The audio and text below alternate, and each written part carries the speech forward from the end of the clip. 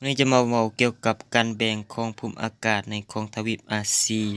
แบ่งจากเขตคือเขตใดแดแล้วก็ทวีปอาซีทางทิศตะเวนตกติดกับทวีปอาซีทางทิศใต้ติดกับมหาสมุทรใดและทวีปอาซีทางทิศตะวันออกติดกับมหาสมุทรและขอบเขตใดแดทวีปอาซีที่วัดแทกแต่ทิศเหนือไปถึงทิศใต้กว้างจักกิโลเมตรทวีปอาซีที่วัดแทกแต่ทิศตะวันตกไปถึงตะวันออกกว้างจักกิโลเมตร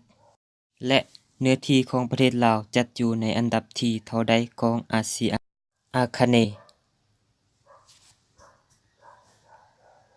ต่อการแบ่งเขตภูมิอากาศของทวีปอาซีแบ่งเป็น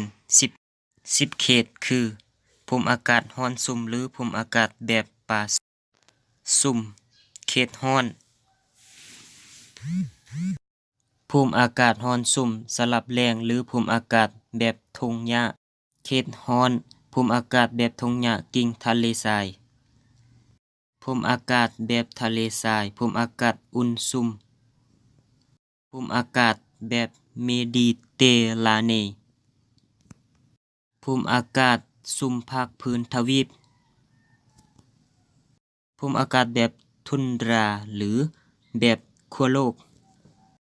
ภูมิอากาศแบบภูเขาสูง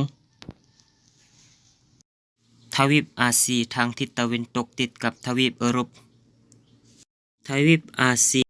ทางทิศใต้ติดกับมหาสมุทรอินเดีย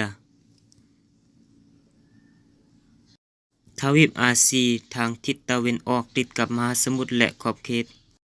ติดกับมหาสมุทรแปซิฟิกและช่องแคบเบริง